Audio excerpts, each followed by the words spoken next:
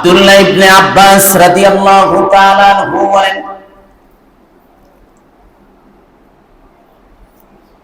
পৃথিবীতে কচি শিশু বাচ্চা কথা বলেছে এরকম বাচ্চা হলো চারজন বাচ্চা, শিশু বাচ্চা কথা বলেছে, সাক্ষী দিয়েছে।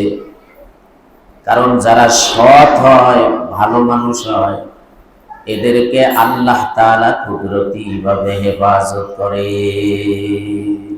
মানুষ চায় তাকে কলুষিত করতে, মানুষ চায় তাকে হেয় করতে, মানুষ চায় তাকে বেইজ্জতি করতে, কিন্তু আল্লাহ তাআলার একানিষ্ঠ বান্দা যারা, বান্দি যারা, তাদেরকে আল্লাহ তাআলা কুদরতি ভাবে সেভ করেন, কুদরতি ভাবে আল্লাহ তাআলা হেফাজত করেন, তার ইজ্জত হেফাজত করেন। আব্দুল্লাহ ইবনে আব্বাস বলেন, কচি শিশু বাচ্চা কথা বলেছে এরকম চারজন।